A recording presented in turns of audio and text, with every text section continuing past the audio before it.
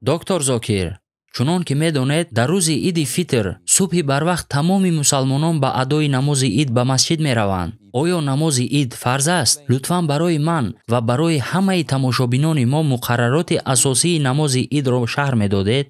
агар дар бораи намози Ид бигӯем дар рӯзи Иди Саиди Фитр, пас паёмбари мо саллаллоҳу алайҳи ва саллам чуноне ки дар китоби Саҳиҳ Муслим ҷилди дуюм китоби рӯза ҳадиси 2534 омадааст ки Абу Ҳурайра Аллоҳ аз ин розӣ бод ривоят мекунад ки паёмбар саллаллоҳу алайҳи ва саллам гуфтанд: дар як сол ду рӯзе ҳаст ки дар онҳо гирифтани рӯза ҳаром аст.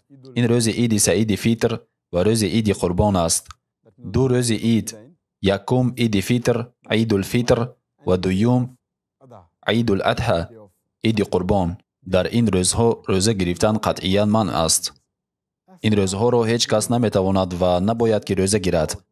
агар мо дар бораи муқаррароти асосӣ дар бораи намози Ид сухан ронем, пас дар байни мазҳабҳои гуногуни фиқҳӣ ихтилофи назар вуҷуд дорад. имом Шофиӣ масалан мисли имом Молик, яъне пайравони мазҳаби Шофиӣ ва Моликӣ бар ин боваранд ки намози Ид суннати муаккада мебошад, яъне суннати муҳиме аз навъи суннатҳои мустаҳаб, бар асоси ҳадисе ки дар он ривоят шудааст ки бодиянишине гуфтааст: аллоҳ субҳанаҳу ва таъала ҳеҷ намозеро фарз накардааст ба ҷуз аз намозҳои панҷвақта. ин ҳадис дар китоби Муғнӣ ривоят шудааст дар ҷилди дуюм саҳифаи 223.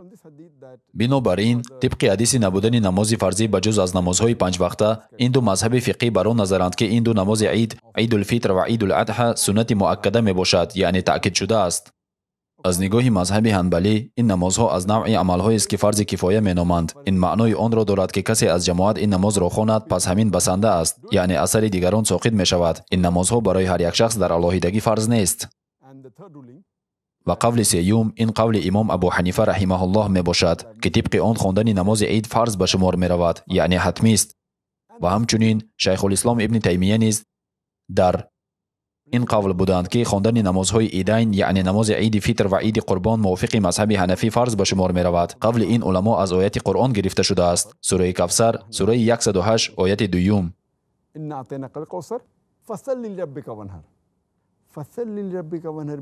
пас барои Парвардигорат намоз бихон ва қурбонӣ кун.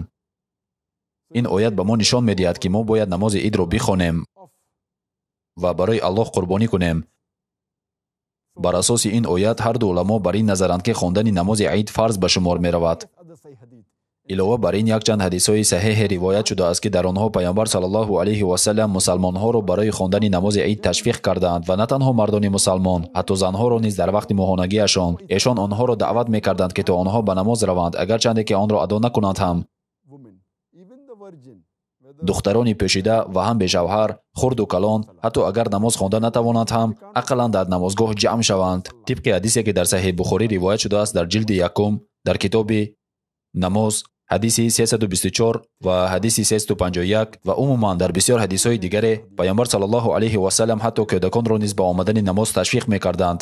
ва бар асоси ин ҳадис имом Абу Ҳанифа раҳимаҳуллоҳ ва Шайхулислом ибни Таймия раҳимаҳуллоҳ бар ин назаранд ки хондани ин намоз фарз ба шумор меравад. дар сунани Абу Давуд дар ҷилди аввал китоби намоз ҳадиси 1068 боз як ҳадисе ривоят шудааст ки тибқи он паёмбар саллаллоҳу алайҳи ва саллам гуфтанд: агар ду ид ба як рӯз рост ояд, яъне Иди Фитр ва намози ҷумъа ки ҳар ҳафта хонда мешавад ва намози Ид, пас касе аз шумо намози Идро субҳи ҳамон рӯз хонда бошад, метавонад ки ба намози ҷумъа наояд,